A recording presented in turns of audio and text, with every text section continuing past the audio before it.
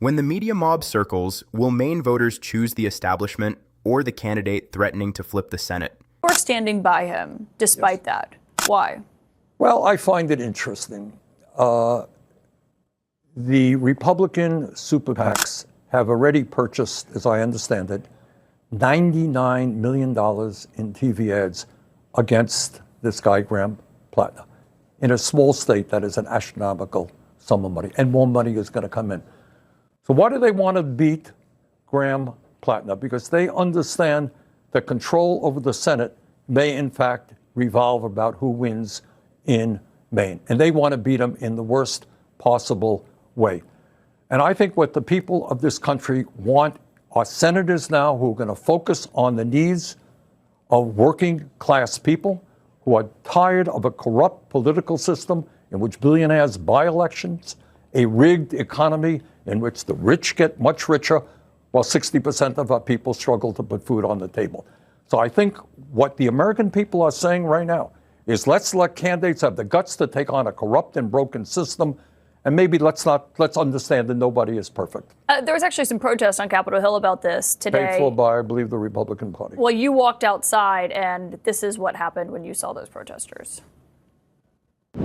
Any comment on the meeting overall? Are you with the Republican Party? It doesn't matter. Are you talking about morality and corruption with President Trump? Have a nice day. That was quite a moment. Well, I mean, I'll tell you, if I may. There was a mob of media there, worried about Graham Plattner's marriage and his texts. Meanwhile, we are not talking about why one person in America owns more wealth than the bottom 53%. How often do we discuss that on CNN?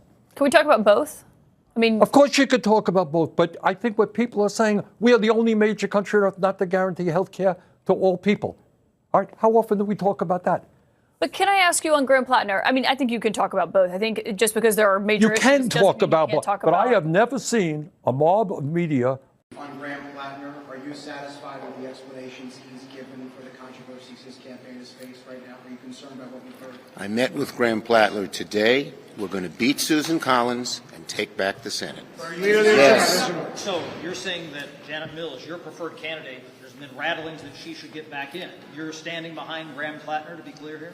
We're going to beat Susan Collins and take back the Senate. Does Yes. Democrats sticking behind Graham Plattner, does that hurt their credibility in attacking Ken Paxton?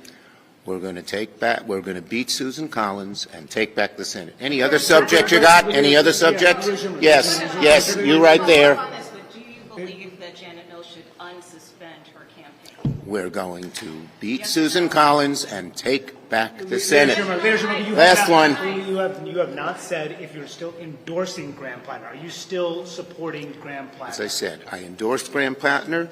We're going to beat Susan Collins and take back the Senate. Thank you. No, it did not. There are some allegations in this piece that I just want to be kind of unequivocal about are simply not true.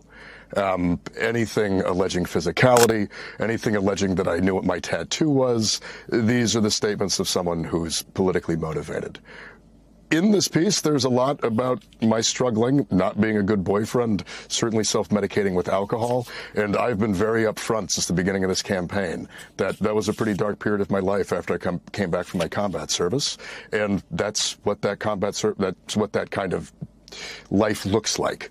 And so there are things in this that I absolutely will take responsibility for and have been speaking about openly for months now. But those serious allegations are just not true. You did not grab her by the wrist. You did not put your hands on her shoulders. You did not push her into a room that you closed the door on. She's lying about that, is what you're saying. Yes, that is not true. You mentioned the tattoo. So I want to talk about that because I think this was troubling to a lot of people, and I think, again, your account of it assuaged some of that fear, clearly in Maine voters, as reflected, again, by reporting and polling. She says, same person, that you referred to the tattoo as my Totenkampf, which is the German word for this particular Nazi symbol. There's other reporting in Jewish Insider in October in which an anonymous acquaintance says you used that same phrase. Did you know what this tattoo was about before last October when you said you first became aware of it? No, I did not. And I also think it's important to note that it's very likely, and I think that she is that same source. She's the person who's been telling people this from the beginning. And so I feel like, we're kind of rehashing the thing we've been through. I had that tattoo for 17 years. It's a skull and crossbones. I got it with other Marines who I served with in Iraq, in Croatia. And in the time that I had it, I got a security clearance with the State Department. I re-enlisted in the United States Army, where I was screened for gang and hate tattoos. And I took my shirt off in front of my family, many of whom are Jewish. We even released as a campaign a video, which you're putting up on the screen right now, of me dancing at my brother's wedding to his wife, who is Jewish, and her fully extended Jewish family. And I would not have taken my shirt off in that context if I had known. And so any statement saying that I did know is again, totally false. I do want to follow up one place on this, and I don't want to get too forensic, but the Times basically reported that they saw texts of hers, including a text in August, I believe August 3rd of last year. This would be before October of last year, in which she basically said that you had a, quote, Nazi tattoo, and she joked about how she's going to go volunteer for Collins. Now, again, this is a text that got sent, so, we can place the time, right? This is in August. How does she know it's a Nazi tattoo in August of last year, and you don't know it's a Nazi tattoo in August of last year? Well, she certainly didn't send that text to me. So whoever she sent it to and was talking to, I can't say why, but I will say that I certainly didn't know, and the text messages she's sending to friends who may have recognized it, they didn't tell me that. So, can we talk? I want to talk about the piece that came out before this, which was about what your wife had alerted your internal campaign folks to, and just to sort of stipulate to get out ahead that, I think some people view this as a real betrayal by your former campaign manager, and that may be true, and I understand. And I also watched the video that your wife put out, which I found incredibly compelling and moving, about what you've worked through. But just to be clear again on the details here, and there's obviously two subtexts here, right? This is you facing Maine voters at a primary and also a general election that's going to happen.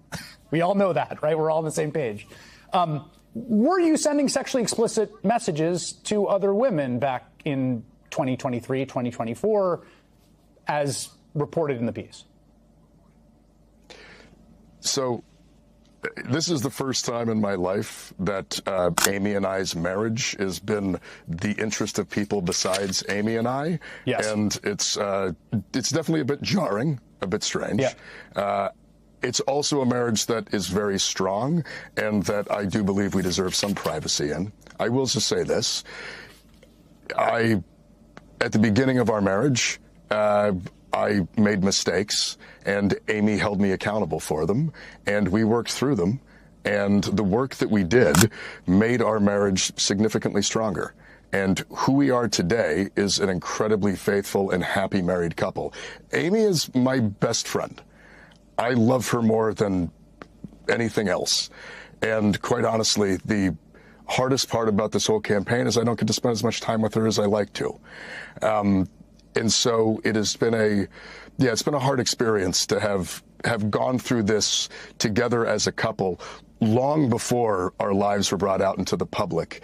And then to have it essentially outed by someone that we put our trust in, who then turned around and betrayed Amy's trust, and has now turned, frankly, our private parts of our marriage into a bit of a public political spectacle. It's hard, but it's our marriage. And it's a good marriage, and we're very happy in it and very happy with each other.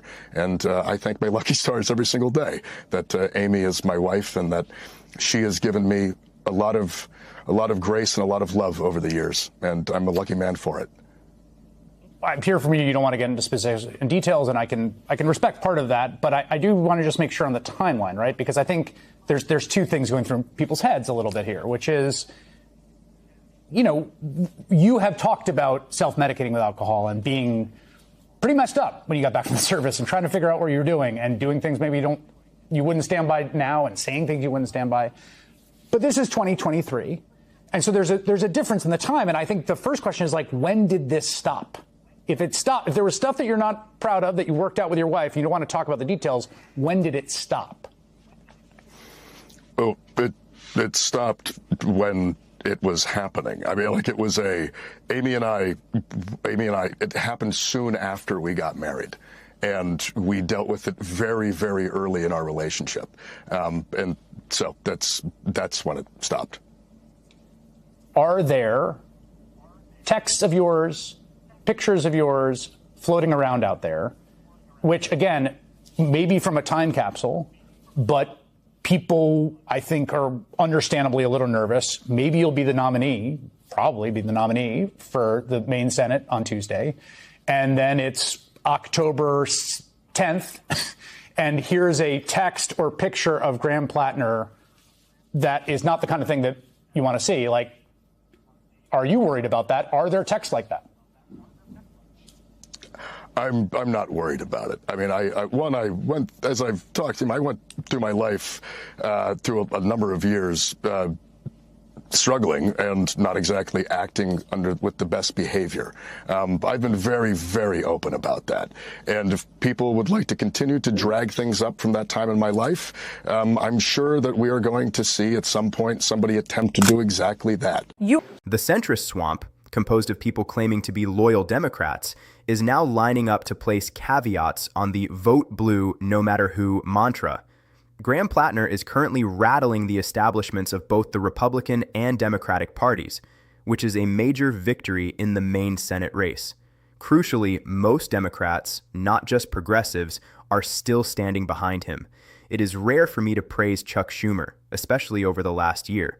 Most of you haven't been praising him much either, as he hasn't been effective in his opposition to Trump, often appearing wishy-washy.